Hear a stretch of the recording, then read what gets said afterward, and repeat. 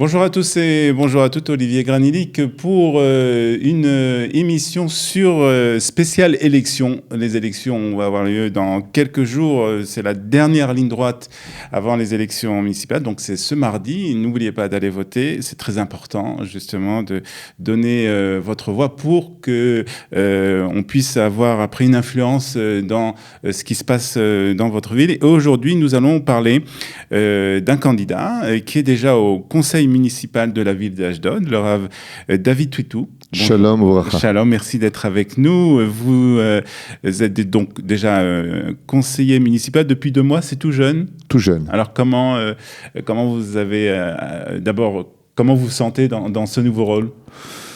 C'est une situation qui m'engage dans de grandes responsabilités parce que, étant un peu le représentant, on va dire aussi bien à la mairie d'Ashdod qu'à la Rabbanout, considéré comme le Rav représentant des Français de la ville d'Ashdod, eh bien, on est venu tout simplement me demander de participer à cet électorat, de pouvoir entrer afin de pouvoir, bien entendu, d'abord apporter les voix nécessaires pour le mouvement chasse que je représente aujourd'hui, Baruch Hashem, et puis en même temps d'essayer de changer la situation à Ashdod, puisque depuis 10 ans, 11 ans où j'y suis, je fais exactement le travail de ce qu'aurait dû faire à mes yeux la mairie d'Ashdod, en ce qui concerne l'intégration et l'éducation et le domaine professionnel. C'est-à-dire que j'ai 2 communautés là-bas, donc une à City qui s'appelle Oel Moshe, et puis une autre à Ted Vav, où mon fils préside en tant que Rav, Rabbi Yehuda Yakar, avec une extraordinaire coordination, où les Olim Khadashim, en tout cas la plupart d'entre eux, viennent nous voir pour savoir comment s'intégrer, où s'installer, lire les contrats en hébreu, inscrire leurs enfants dans les écoles, et puis surtout trouver un travail, logement et tout ce qui s'ensuit. Alors justement, donc, ayant déjà, juste pour finir, ma fonction dans ce domaine au nom de la Torah et non pas au nom de la politique, si je peux avoir l'opportunité d'influencer à la mairie pour avoir une aide beaucoup plus importante dans ce domaine et changer un peu la phase de la Aliyah et l'amélioration de l'éducation en Israël, pourquoi pas. D'accord. Alors, vous savez, on a un questionnaire qu'on a donc des questions qu'on a posées à tous les candidats qui sont venus dans Studio Kadita pour justement qui sont sur des listes dans ces municipales, et donc on a posé un peu plus ou moins les mêmes questions, tous des questions qui d'ordre général, de Klita surtout, d'ordre sur Klita, mais des différents sujets. Avant qu'on pose ces questions, d'abord pourquoi avoir choisi chasse? D'abord et avant tout, je pense que Chasse est un parti qui doit changer son image de marque. Mon père spirituel, je pense que c'est aussi le père spirituel de beaucoup de gens, c'était le Rav Ovadia Yosef. Zecher Tzadik Bekadosh Ibracha. Tout comme les Lubavitch ont perpétué après le décès du rabbi de Lubavitch son mouvement, son enseignement, les Breslev pareil, et ainsi de suite pour le Rav Kook. J'estime que nous avons un devoir, nous les Sfaradim en tout cas, de perpétuer le travail d'un homme qui n'a pas hésité, malgré son très haut niveau de Torah, de rentrer dans la boue politique pour relever l'étendard de la Torah, du monde Sfarad et d'Outamizrach. Donc je me reconnais parfaitement dans cette situation, même si de l'autre côté, j'estime, et comme je l'ai dit devant une assemblée avec le Rav Shalom Cohen chez Badel Chaim Arukim, il serait temps de changer l'image du mouvement chasse, parce que la Torah, ce doit être pas la Torah simplement d'une coalition de quelques personnes, mais du peuple d'Israël. Donc votre but, c'est quand même aussi d'influencer à l'intérieur de chasse pour qu'il y ait un changement Absolument. Je ne travaille pas pour chasse. Je ne travaille que pour la Torah, et mon seul patron, c'est Hachem. Alors, ce que on a vu aussi, et ça c'est important, je voudrais qu'on parle avant de passer aux questions, on a vu une campagne à Ashdod assez antisémite. Antisémite et agressive. Elle a été par le maire actuel, Lasri, définie comme étant antisémite, par tous ceux qui étaient présents, et les vidéos qui ont circulé comme étant outrageantes, vexantes. On fait une caricature du monde de la Torah, et il y a 2 messages à cela. La première, c'est l'éveil au danger, où aujourd'hui, de façon assez publique, la tradition juive est mise en danger. Les mots sont bien pesés, je parle de la tradition juive. Le seul mouvement qui s'y oppose de façon farouche, c'est le mouvement chasse, qui me correspond donc parfaitement bien, et qui a à sa tête le Rav Avi Amsalem, qui est un homme avec qui je partage énormément d'opinions, et qui veut changer aussi les choses dans ce domaine, mais qui veut être un frein à cette hémorragie de haine face au monde traditionnaliste et orthodoxe dans la ville d'Ashdod. La deuxième chose, c'est que dans le judaïsme, on apprend que quand on te fait un reproche, eh bien, il faut aussi que tu te remettes en question. Et je pense et j'estime aussi que le monde de la Torah, en tout cas ceux qui la représentent, doivent changer un comportement. Et pour cela, il faudra que nous pénétrions leur yeshivot pour parler au cœur de ceux qui étudient la Torah et qui sont peut-être aussi influencés par de mauvaises paroles, qui critiquent, qui maltraitent des fois aussi par des propos, comme ça s'est passé dans le parc à Maïm, là-bas où une jeune fille est passée, alors qu'il y avait, c'est vrai, pendant Pessah, des centaines d'orthodoxes et un groupe de filles passées très impudiques parmi les enfants, et elles se sont faites un peu secouer. Bon, c'était pas dramatique, mais ça a fait un tollé. Et sur ce derrière, ils ont construit toute leur propagande. Mais de l'autre côté, il faudrait quand même comprendre que si tu veux être accepté, il faut accepter l'autre. Mais cette phrase-là, je dirais aujourd'hui qu'elle est plus du côté laïque. Je pense que c'est à eux de nous comprendre aussi. On existe et on est là. Et vous ne pourrez pas nous ignorer. Est-ce que vous sentez, je veux dire, dans la vie quotidienne, justement, cette haine qu'il y a entre les religieux et les non-religieux ? Elle existe, oui. Elle existe dans le regard. Elle existe dans l'atmosphère. Dans certaines villes où j'étais une fois à Roulan pour renouveler le permis de conduire d'une personne, je suis arrivé avec mon chapeau comme ça. Elle existe dans le regard, bevadaï. Et c'est très dommage parce que nous avons assez de gens qui nous haïssent sur Terre pour que nous-mêmes nous nous en rajoutions. Et je pense que le premier accusateur, c'est les médias. Je pense que très sincèrement, les médias ont fait un travail satanique dans ce domaine, à tisser, à augmenter cette haine, de montrer constamment le religieux défectueux, le religieux qui va donner un coup de couteau, le religieux pédophile, le religieux, alors que quand on observe l'ensemble du monde de la Torah, on n'est pas terrible, on n'est pas si dramatique que cela. C'est vrai qu'il y a des relations qu'il faut changer, c'est vrai qu'il faut enseigner un petit peu, à mon humble avis, d'autres dimensions pour enrichir la compréhension entre le monde orthodoxe et le monde laïque. Mais ce qui est certain par contre, et c'est là où je reprends un petit peu l'étendard de notre Sainte Torah, c'est que je ne suis pas monté, et vous n'êtes pas monté en Israël, pour y vivre comme un goy. Pour cela, je vous invite à aller aux États-Unis, au Canada, vous serez très heureux là-bas. Ou en France, vous pouvez y rester. On est monté en Israël pour y vivre notre Torah. Vous savez, cher ami, j'aimerais vous dire une phrase très simple. Si je me définis comme juif, et si je définis que cette terre est la mienne, quelle est donc ma référence ? Vous pouvez chercher en haut, en bas, à droite, à gauche, c'est la Torah, la Bible. Et la référence qui me donne la légitimité de vivre dans mon pays, ça s'appelle la Torah. Je donnerai à ta descendance cette terre. Si je n'ai pas cette référence, comme l'avait compris Ben Gurion en l'apportant au bureau de l'ONU à l'époque, en disant « C'est au nom de la Bible que je demande la légitimité à notre nation de revenir sur terre, sur cette terre d'Israël. » Alors, on ne peut pas faire le supermarché de notre Bible en disant « Bon, ça j'ai besoin de cette phrase, le reste j'oublie. » C'est une entité. La Torah n'est pas un supermarché. Sur ce, nous devons aussi, je ne dis pas devenir tous des Rabbi Jacob, c'est pas le but, et au contraire, je ne le souhaite pas, vous êtes étonnés de cela. Je pense que nous avons tous notre place. Il y a ceux qui sont les techniciens pour construire notre pays, les ingénieurs, les médecins qui vont nous soigner. On a besoin de tout le monde. Le seul drame et la seule chose qui nous dérange, c'est qu'aujourd'hui on est arrivé à un stade de haine et d'une propagande qui devient de plus en plus grave, et j'espère, et on y arrivera parce que la Torah vivra toujours, être un obstacle à cette terrible hémorragie qui s'agrandit dans notre pays, de la haine du monde de la Torah. Alors d'un côté, c'est vrai, je le dis à voix haute, on doit se remettre en question. C'est qu'il y a un problème qui ne va pas chez nous. Si Dieu a laissé ses propagandes sortir, tout est mina shamaim, on ne peut pas dire ça oui, ça non, on n'a pas Internet avec Dieu. Mais de l'autre côté, c'est combien même nous, le monde de la Torah, on devrait se remettre en question sur notre relativité, sur notre dialogue avec ceux qui n'ont pas compris ce que nous vivons encore aujourd'hui sur la terre d'Eretz Israël. Il n'en est pas moins grave qu'il est dommage qu'après la Shoah, qu'après tout ce que nous avions vécu, il y ait un tel antisémitisme aussi virulent dans les réseaux sociaux que sur les bus qui roulent à Ashdod.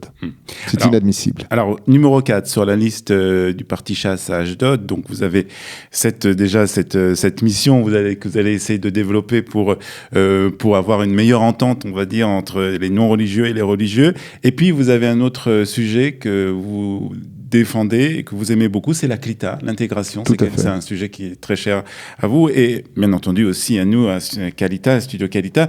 Et donc, on va maintenant poser des questions qu'on a posées donc à pratiquement tous les candidats qui sont venus nous rendre visite et qui sont sur des listes électorales. Et on va parler d'abord d'emploi. C'est un sujet important pour des nouveaux immigrants, pour des Olim Hadashim. Qu'est-ce que vous comptez faire et comment vous comptez surtout accompagner les Olim qui viennent dans votre ville, à Ashdod, donc en termes d'emploi? D'abord et avant tout, il faut savoir que, comme le dit la Gemara dans Masechet Brachot Bedaf E, Eretz Israël s'achète par des souffrances, et les lettres du mot Kenaan sont les lettres du mot Kanani. C'est-à-dire que si en Eretz Israël, nous avions une Parnassa qui était aussi servie sur un plateau comme elle est plus ou moins dans d'autres pays, eh bien, ce serait le pays de Casimir ici. Tout le monde viendrait, non pas par idéologie de reconstruire cette nation extraordinaire que nous sommes après 2000 ans d'absence, mais il y a une difficulté puisque, comme dit Rabbi Yochanan, quand on monte en Eretz Israël, toutes nos fautes sont pardonnées. Ayen bemasechet ktubot kuf yud alef amud alef. Et de l'autre côté, il faut bien payer un prix pour cela. Si j'efface ton passé, si j'oublie que tu es un juif de la Galoute qui remonte sur ta terre, alors on repart tout à zéro. Donc ce que tu fus en Galoute ne pourra pas être ici en général. Ceci étant, nous avons, Baruch Hashem, un cerveau, une Torah merveilleuse et des possibilités. La Aliyah pour le domaine professionnel a besoin d'un matkon, c'est-à-dire d'une recette. Voilà, d'une recette. La première recette, c'est qu'il faut arrêter de monter avec cet esprit de français en Israël. Vous savez, je voudrais vous dire quelque chose. Ayant fait 31 voyages à Los Angeles, il y a énormément de Français qui vivent là-bas. Et ce qui m'a choqué, surpris, c'est de voir que les Français qui ont débarqué à Los Angeles, après 1 an, s'étaient déjà enquéris des lois américaines, qu'ils commençaient déjà à parler l'américain et qu'ils étaient rentrés dans le système américain. Je ne sais pas pourquoi, je n'ai pas encore compris. Peut-être que vous avez une réponse. Une bonne intégration. Je ne sais pas pourquoi les Français n'arrivent pas à s'intégrer. J'arrive pas à comprendre. Les Russes viennent, ils parlent pas un mot d'hébreu, après 1 an, 2 ans, ils sont déjà intégrés, ils parlent l'hébreu, ils font leurs devoirs, achètent leur appartement et ils évoluent. Alors, l'ingrédient premier, c'est que quand on veut sortir de la France pour rentrer dans un pays, c'est de s'intégrer dans la situation dans laquelle tu vis, connaître les lois israéliennes, connaître le système israélien, parler l'hébreu, travailler avec des Israéliens. Mais si tu recherches le côté moi, j'ai pas le temps de faire l'ulpan, tu comprends. Alors, tu peux pas t'intégrer. Tu resteras un Français qui, sur le domaine géographique, a juste changé d'endroit. C'est tout. Donc, je pense qu'il est très important, d'abord et avant tout, qu'il y ait un rapport. Vous avez 2 minutes parce que je voudrais expliquer. Le système est très simple. Je pense que on doit créer une cellule de crise urgente entre les rabbinim de communauté en France et les rabbinim dans les villes en Israël, les francophones, pour faire un travail d'Aliyah, c'est-à-dire que nous sachions, et le premier rabbin à l'avoir commencé, je rappelle, c'était un homme extraordinaire et élogieux du nom de... Shalombar. Non, le Rav Yosef Sitruk Shalombar est un homme exceptionnel aussi, et on parlera de lui si vous voulez. Lui, il fait un travail vraiment sur le terrain et que Dieu lui ouvre les portes de la réussite. Mais donc lui, il fait des Aliyah de groupe. C'était le Rav Yosef Sitruk, l'ancien grand rabbin de France, qui a vraiment marqué, de par sa personnalité et son travail, dans tous les domaines, la grandeur de la Torah, que sa mémoire soit bénite, à la Shalom. Et donc, lui, il avait demandé qu'il y ait justement ce travail qui soit fait. Un travail de coordination, par exemple, le Rav de Nice ou le Rav de Paris, de telle communauté, nous fasse part d'une famille qui devrait monter, donc nous, on le sait. Où est-ce qu'il puisse s'atterrir? Parce que les Français ont grandi dans le domaine communautaire, tandis qu'en Israël, nous plongeons dans le domaine national. C'est pour ça, d'ailleurs, qu'il y a déjà un gros malaise qui se situe, c'est qu'on peut pas quitter la communauté pour plonger dans le national. On a besoin encore de ce côté communautaire. Donc, où sont les rabbins communautaires? Ensuite, trouver un travail, mais pour trouver ce travail, il faut parler l'hébreu. Il est impératif que ceux qui veulent faire leur aliyah comprennent que si tu veux te faire comprendre à la banque, si tu veux te faire comprendre dans le travail, il faut que tu parles la langue du pays. Donc fais ton ulpan, ne sois pas fainéant, arrange-toi de telle façon à ce qu'au bout d'1 an, 2 ans, tu sois déjà non plus un olé khadash qui comprend à peine de quoi faire ses courses, mais qui rentre dans le domaine professionnel. Parce que quand on veut, on peut. Alors, quand on veut, on peut, bien entendu, mais la deuxième chose, il faut quand même une certaine aide. Oui, je vais y arriver. Donc cette aide-là, je voudrais quand même vous le dire parce que c'est important. C'est vrai que les Français cherchent aussi la facilité et le gain. Israël coûte cher, les appartements coûtent cher, la vie, les courses. Une voiture, tu payes une voiture pour toi, tu en payes une pour l'État, même si les Olim Khadashim ont des droits dans ce domaine. Donc il est impératif de leur trouver autre chose que ce fameux téléphone, d'appeler en France les bureaux français, comme on les appelle, aussi bien à droite comme à gauche, et qui ont malheureusement une mauvaise réputation, car une partie d'entre elles, je dis bien une partie, non pas tous, Ras Shalom, eh bien, ne font pas de bonnes choses, comme vous le savez. Alors, il est certes évident qu'aujourd'hui, nous devons trouver un système, et c'est ce que j'ai proposé à la mairie, que vous savez que Hightech va s'installer, si Dieu veut, bientôt à Ashdod. Il y a énormément de sociétés, un port national va s'installer aussi à Ashdod pour plus de 2 milliards de shekels. Je pense qu'il est impératif à la mairie, pour une meilleure intégration, de demander aux sociétés israéliennes, par un contrat, moyennant bien entendu des réductions de taxes, d'accepter 5 Olim Khadashim, diplômés, et c'est ce que j'ai demandé à la mairie, que Bezrat Hachem, nous fassions une liste des gens qui viennent avec au moins un bagage professionnel, comme technicien, comme ingénieur. Donc ça, c'est une proposition vraiment très concrète. Très concrète. J'ai demandé pour l'instant à la mairie que nous optons pour un bureau d'intégration professionnel. Et donc j'ai appris d'ailleurs en venant dans vos studios, c'est ce que vous faisiez. Donc il va falloir qu'on travaille peut-être aussi ensemble pour que les gens qui débarquent dans notre pays puissent avoir l'opportunité d'une porte ouverte. Bien entendu, il faudra aussi que pour cela, ils aient un ulpan intensif. Parce qu'on ne peut pas non plus parler qu'en français ou en anglais dans un système où le pays, c'est l'hébreu. Mais voilà, je pense que d'abord, nous devons agir dans ce domaine. Voilà. Donc ça, c'est une proposition vraiment très concrète. Très concrète. Sur des... Il n'y a pas que ça, il y a beaucoup d'autres choses, mais ça prendrait beaucoup de temps. Alors déjà, on a parlé de ça. On va parler aussi d'éducation, parce que c'est aussi un sujet qui vous tient à cœur. Et le sujet des adolescents qui... après l'école, sont très souvent laissés à eux-mêmes, c'est-à-dire qu'ils n'ont pas où aller. Si on parle des Français, ou est-ce qu'on parle de tout le monde ? Là, on parle des Français. Alors, si on parle des Français, c'est de leur faute. Pourquoi ? Parce que quand tu veux des résultats, bouge. Vous savez que l'électorat, les votes, de toutes les communautés qui montent en Israël, les Français sont ceux qui vont le moins voter. Je voudrais vous donner un petit exemple. Nous sommes dans la ville d'Ashdod, 260 000 habitants. Il y a à peu près, si je ne m'abuse, 22 000 habitants français. Soit un électorat pour entre 6 800 et 7 000 personnes qui vont voter. Qui représente combien de... Il y a 5 ans, vous savez combien sont partis voter ? 680 personnes. 682 exactement. Sur 7 000, un potentiel de 7 000 personnes, il y a 682 personnes qui sont parties voter. Ça représente combien de sièges au conseil municipal ? 7 000 personnes à peu près ça représenterait 2 sièges. 2 sièges. Voilà. On aurait 2 sièges de plus, donc un pouvoir sur place d'exiger au moins un matnas pour les Français, un système éducatif sur lequel nous aurions notre poids, puisque vous savez que la municipalité, c'est du volontariat, on se réunit au minimum une fois par mois pour faire des lois et pour voter, à améliorer la situation de chaque citoyen de chaque ville.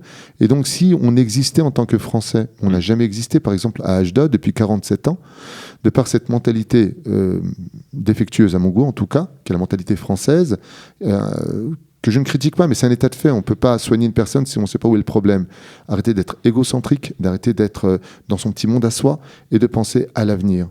Alors, quand on veut un changement, on va voter pour le changement. Quand on veut un potentiel, il faut aller le chercher. De la même façon, si tu restes après les élections en disant « T'as vu ce qui se passe ? Voilà, vous ouvrez le Shabbat, vous avez du porc, vous avez ceci, nos enfants ils sortent à 1h comme vous voulez qu'on travaille l'après-midi. S'il n'y a pas un système mis en application pour nous s'occuper de nos enfants, on ne peut pas s'en sortir. C'est déjà un changement de culture, un changement de territoire, un changement de famille, parce que la famille est restée en France pour certains. C'est très compliqué. Mais oui, mais bougez, agissez, allez voter.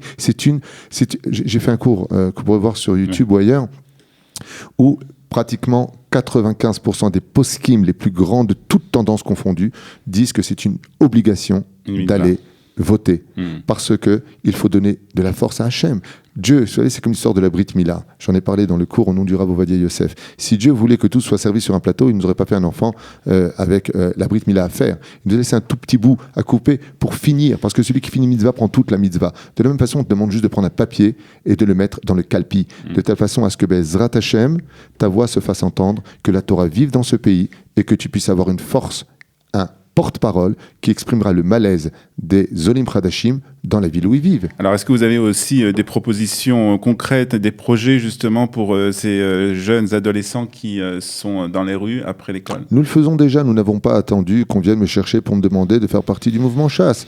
Mon fils, Baruch Hashem, de son côté, a organisé une réunion tous les après-midi pratiquement dans la ville de Ashdod, je crois que c'est tous les 2 jours, où les enfants viennent faire leur devoir au Beth Midrash, ils prennent des cours de Torah. On essaye, mais on n'a pas de moyens. Ça demande des moyens financiers parce qu'il faut aussi les attirer, acheter des choses.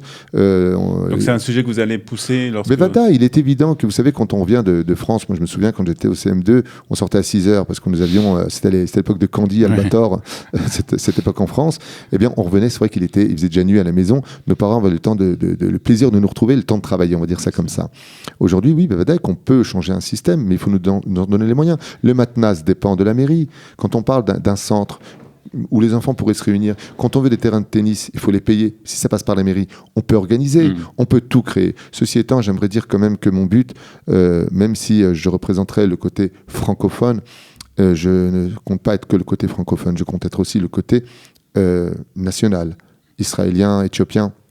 On doit travailler pour tout le monde. Pour tout le monde. Voilà. Alors, autre sujet aussi qui est important lorsqu'on est au Olim Hadashim, puisque c'est le sujet dont on parle aujourd'hui, c'est le logement.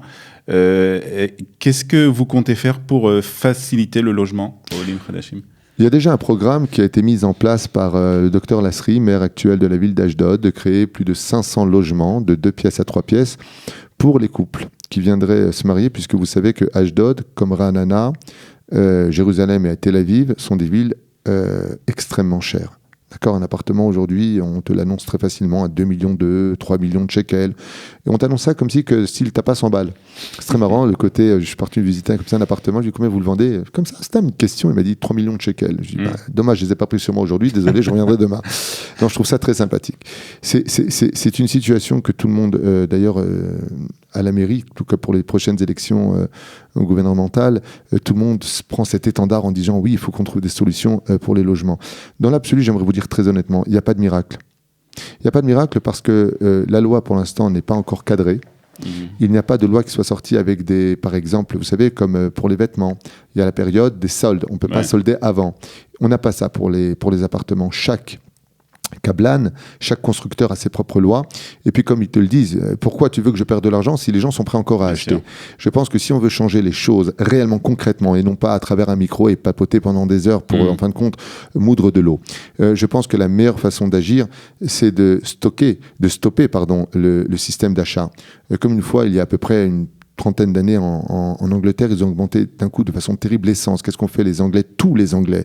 Pendant 3 jours, personne n'est parti à une pompe à essence. Ils ont redescendu. Si on veut des résultats de descendre les prix dans les villes, il faut faire un boycott. De telle façon à ce que les banques serrent un petit peu à la gorge nos fameux constructeurs et qu'ils acceptent non pas de brader, de gagner leur vie, c'est légitime, mais que ce soit quand même accessible pour notre porte-monnaie. La deuxième chose, il est évident qu'aujourd'hui, nous devons créer des logements avec des dossiers par rapport à cette situation et aussi pour les Olim Hadashim qui montraient. Vous vous rendez compte qu'aujourd'hui, nous sommes arrivés dans une situation où une personne qui vendrait son appartement à Paris ne pourrait pas racheter un appartement à Ashdod. Je ne sais pas si vous comprenez de quoi je parle. Ouais. C'est quand même incroyable qu'une des plus belles villes au monde, qui est Paris... Il y a des choses à faire dans ce dossier aussi. Mais maintenant, encore une fois, ce n'est pas dépendant de ma bonne volonté. Je ne peux y apporter que d'abord mon écoute, à comprendre des gens qui sont plus professionnels que moi autour de la table, qu'est-ce qu'eux proposeraient. Mais ce que je peux vous dire par contre, c'est que chacun en a fait un peu son symbole, son cheval de bataille, et que tout le monde est sur le qui-vive, puisque le maire a déjà prévu 500 logements à Ashdod pour une facilité pour les couples qui veulent se marier, les personnes âgées qui ne peuvent pas payer, et on y travaille fortement déjà aujourd'hui. Pour les Olim Hadashim. Autre sujet aussi à Ashdod, alors il y a beaucoup de communautés francophones à Ashdod. Grâce à Dieu. Vous avez aussi parlé de cette dimension pour les Olim Hadashim, lorsqu'ils arrivent de se retrouver dans une communauté, d'être pris on va dire, dans cette communauté, d'avoir un rapport plus direct avec cette communauté. Est-ce que vous avez, vous, dans le cadre de vos projets, l'intention de développer encore plus les communautés francophones qui sont à Ashdod, de leur donner plus de pouvoir? Le but que je me suis mis en tête avec l'aide d'Hachem, c'est d'intégrer la nouvelle dimension qui a été oubliée, qui avait été rappelée par certains grands rabbinim, c'est qu'il faut dépasser le côté communautaire francophone. Nous ne sommes pas montés en Israël pour y vivre la France. Nous sommes montés en Israël pour y retrouver nos racines et nos origines. Et il faut savoir que la culture israélienne n'est pas forcément la meilleure, mais c'est celle du pays, on n'y peut rien. Même si elle est on va dire à 70% assez assimilée, je parle de la culture israélienne, elle n'en reste pas pour autant pas jolie. C'est une belle culture, elle appartient au pays, elle s'est faite avec des idéologies qui nous ont précédés avant que nous ne venions dans ce pays. Ceci étant, le but c'est de créer, si Dieu veut, à travers cette communauté des Hébreux. Nous sommes un peuple hébreu. Nous sommes le peuple des Hébreux et on parle l'hébreu. C'est pas Minastam que notre langage, quand on dit tu parles français, parce que je suis français, donc tu parles l'hébreu parce que tu es Hébreu. Et j'espère qu'avec l'aide d'Hachem, nous arriverons, comme je l'ai déjà fait avec mes 3 kolélim, eh bien chaque francophone qui arrive dans notre ville, en tout cas qui veut appartenir à nos communautés, chaque matin a l'opportunité d'étudier avec un Israélien la Gemara, la Mishnah, les Halachot, que pour lui, le Takanon, c'est-à-dire les lois que j'ai insérées dans les étudiants qui viennent étudier chez nous, c'est qu'ils ont l'obligation d'étudier avec un Olé Hadash pour lui parler directement en hébreu. Et j'ai eu des miracles, des surprises incroyables. des gens qui ont débarqué chez nous ne comprenant pas un mot d'hébreu, ne sachant pas lire l'hébreu, qui ont fini déjà 3 masertot, jusqu'à 4 masertot, ça veut dire des traités du Talmud, et qui aujourd'hui répondent parfaitement en hébreu, parce que justement, ils ont arrêté d'être des Français en Israël, mais sont devenus des Israéliens. C'est pas seulement développer les communautés francophones, c'est développer aussi les relations avec les Israéliens. Mais on n'a pas le choix, sinon ce n'est pas une intégration. Ce n'est pas une intégration, c'est un changement de territoire. Alors, sujet qui est lié, on voit, il y a des pièces de théâtre qui sont de plus en plus... on fait venir des pièces de théâtre, en tout cas, de France. Tout ce qui concerne la culture française, quelle est votre position par rapport à ça ? Écoutez, moi, je suis rabbin orthodoxe, donc je ne m'intéresse pas forcément au théâtre ou au cinéma. Ceci étant, je le respecte parce que je viens de ce monde aussi, il ne faut pas l'oublier. Mon père était un grand chanteur populaire, donc j'ai grandi dans ce système, mais je ne suis pas spécialement pour ni contre. À la limite, je laisse le temps aux gens de laisser passer cette période qui peut être enrichissante, parce qu'il faut rappeler quand même que la culture française est une des cultures les plus riches de l'histoire de l'humanité. L'histoire de France est très belle, très riche. On peut retrouver en parallèle celle de la Chine, mais elle se situe dans des périodes un peu ambiguës. Celle des États-Unis, qui n'a à peine, on va dire, 380 ans aujourd'hui. L'histoire de France est très riche, on se doit la respecter. Ceci étant, qu'elle vienne ici comme une espèce de visite, tant qu'elle reste fidèle à la halakha, ça je me dois de le dire, parce que j'en fais partie, je le vis, et je préfère défendre l'honneur de Dieu que de plaire à quiconque. Les théâtres et les femmes qui viennent chanter sur des podiums, tout ça, c'est bien gentil, mais moi, ce n'est pas en tout cas cela pour lequel je me battrais. Je comprends que ça existe, je comprends qu'on y aille, parce qu'il y a une époque où j'y aurais été. Non, parce que, vous savez, quand il y avait le concert une personne qui ne pouvait pas nous voir, c'est un jeu de mots, Stevie Wonder, qui était passé au Zénith, j'étais allé le voir et je dansais avec tout le monde, donc sans rappeler spécialement ces moments-là. Mais je viens de cette culture, je la comprends, je la respecte. Ils organisent toutes sortes de choses pour le Nouvel An. Bon, voilà, ils vont organiser avec un défilé de brésiliennes ou je ne sais pas quoi. C'est anti-Torah, c'est anti-halakha, on paiera ses avérotes d'une certaine façon, mais je comprends encore que ça existe. C'est pourquoi. Je vais vous dire pourquoi. Eh bien, tout simplement parce qu'on ne peut pas demander à un bébé qui vient de naître d'être propre, de marcher, de parler correctement. Nous sommes un peuple qui revenons de 2000 ans d'histoire. On sort de nos cendres pour reconcrétiser un pays qui a aujourd'hui 70 ans. Et je pense qu'il faut avoir la patience et la sagesse de laisser ce pays grandir, s'améliorer, comprendre et évoluer. Alors, il y a aussi un sujet important, c'est les Olim Vatikim, ceux qui sont arrivés déjà depuis longtemps, face aux Olim Hadashim. Et quel est votre message, justement, à ces Olim Vatikim pour essayer qu'ils sensibilisent aux questions d'aléa, en tout cas, et se mobilisent pour aider les Olim Hadashim? La réponse est très simple. Il est impératif pour ceux qui savent déjà parler l'hébreu, qui sont intégrés dans ce pays, qui connaissent le système bancaire, qui connaissent le système professionnel, et tout ce qui existe, d'être un tremplin pour ceux qui arrivent. Ça veut dire que nous devons rester porte ouverte aussi bien sur le domaine professionnel que sur le domaine de l'accueil en général, pour pouvoir, Bezrat Hashem, être un palier, avoir le mérite de les accotes, comme on dit en hébreu, de donner le mérite à une personne, de pouvoir s'intégrer beaucoup mieux dans le pays. Et eux aussi doivent se sentir concernés par justement la future Alia. Et bataille. Vous savez, j'ai dit à une personne qui vient de faire sa Alia, je lui ai dit, n'oublie pas un détail. En montant en Israël, en te battant pour ta réussite, tu te bats aussi pour la réussite de ceux qui te prendront en exemple.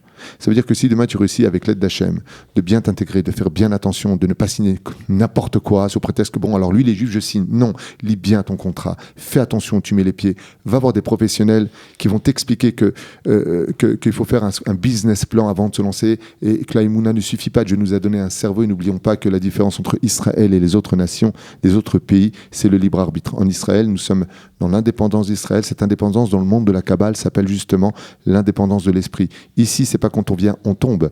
C'est que ici, on a quitté le Yupala pour marcher enfin tout seul. Et quand on quitte le Yupala, qui était un support comme la galoute, selon les Mekoubalim, et qu'on se retrouve dans un pays où le libre arbitre monte à un très haut niveau, spirituellement, on peut tomber, et professionnellement, on peut tomber. Donc, qu'est-ce qu'on fait dans ce cas-là?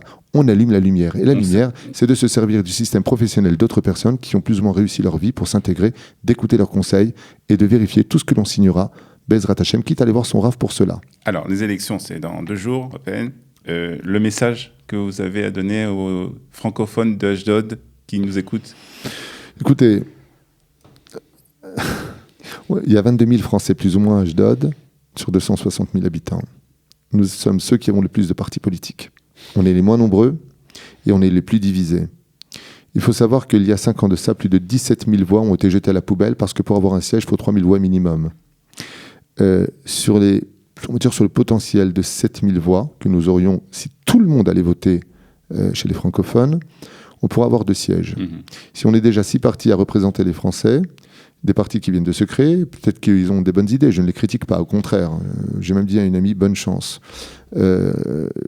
J'estime qu'il est préférable de tenir que de courir. Le parti Chasse est un très bon parti. Il y a des choses à améliorer. Il représente la Torah et la culture juive.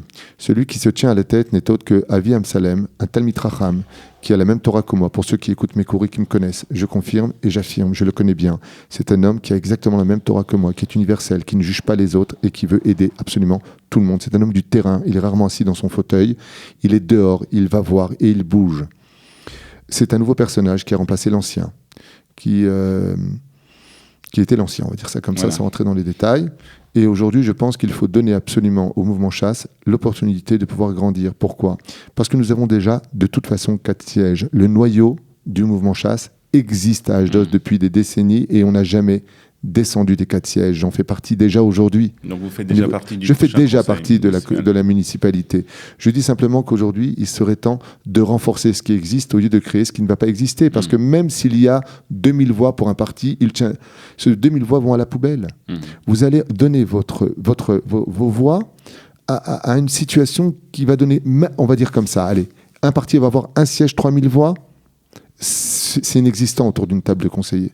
Il n'y a que le représentant qui va être là-bas pour parler de son idée, et au niveau de la majorité, puisque tout se fait par la majorité, tu seras inexistant. Donc à quoi ça sert ?